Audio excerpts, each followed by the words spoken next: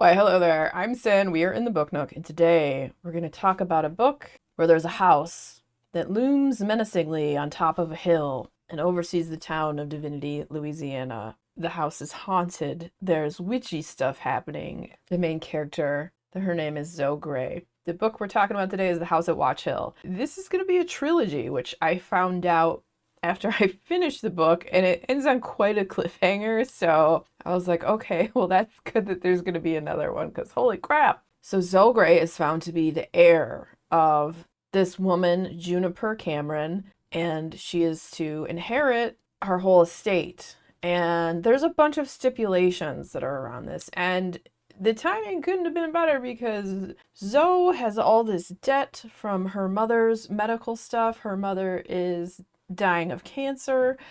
Just some really tragic stuff happens and the crap hits the fan, and then she gets this lifeline out of nowhere that, hey, you're gonna inherit this. The house is like a sprawling crazy mansion, but the stipulations are she has to live there for 3 years before any of that will become hers. And this house has all these dark secrets. There's blood, there's lies, there's the freaking house is haunted. The townsfolk are weird and irksome. There seems to be some weird stuff going on in the town of Divinity.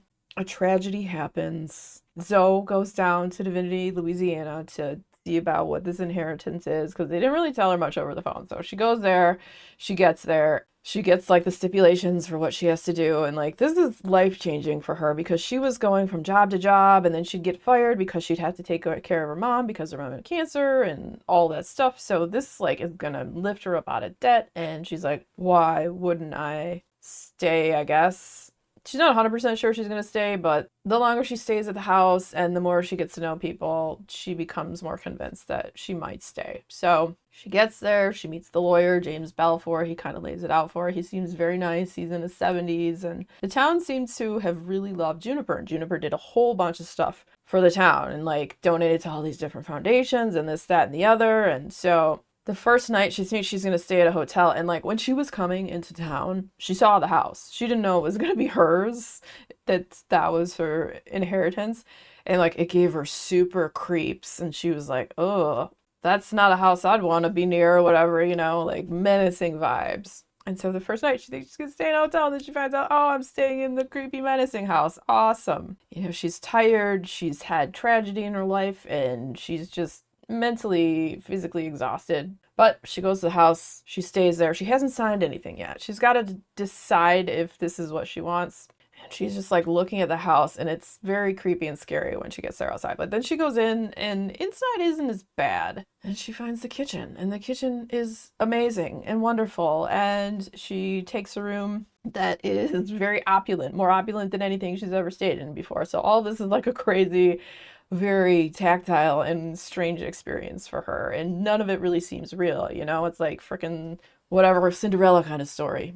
She stays there. She might experience something a little weird, and she kind of like shrugs it off as one does when one might experience some strange paranormally stuff. Like she had a weird dream, but it was all just a dream. There, nothing too crazy. As she gets to meet people in the town, they all seem very like strange and charismatic. And she's always had this ability where if she looks into people's eyes, she can kind of get a read on them. She doesn't think it's anything further than intuition or whatever, but it seems like in this town, people know what she's doing. And she's like, what the F? They can't possibly know. Like, she sort of had one person who was like, we don't do that here. That is rude. And she's like, what? And so it seems that there might be some sort of strange magical undertones happening here. And she's to possibly step into the shoes of what Juniper was to this town, but she's not quite sure what Juniper was to this town. And as you get into it, you find it's witchy, it's paranormal, it is haunted, there is all kinds of stuff going on, and was it an addictive read? It wasn't at first, but as I got about halfway through, like, I really had to know what was going to happen, and the ending killed me because I'm like, oh my god, now I gotta wait for the next book to come out, and I cannot wait for the next book to come out. Holy crap. That's the thing about reading like something you know is going to be a series when it's not already out. Like if it's an older one and you can just read each one when you're really into it. Like I really got into this one. I'm like, oh, is this like the next big witchy series? Like I don't even know what the last big witchy series was, but this might be. It was really good. I liked it. There is a bit of spice in it, but nothing too crazy. So it's like a tiny bit of smut, nothing like over the top. Darkness, intrigue, hauntedness. Like I like all that weird, magical, paranormal stuff like that. So it was something I definitely enjoyed, and I can't wait for the next book to come out. No idea when it comes out. Never read this author before. Really enjoyed my time in the pages. I will be impatiently waiting for the next book to come out.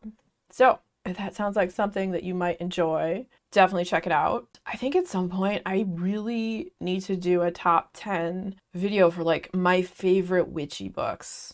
I should have read enough at this point in time to do like a top 10 witchy books list. So we'll have to do that in the future. There's a few top 10s I want to do. I want to do like a top 10 folk horror and some other ones. I got some ideas. So if you enjoyed hanging out today, hit that subscribe button, come back, see me again, and we'll talk about more bookish things and weird stuff.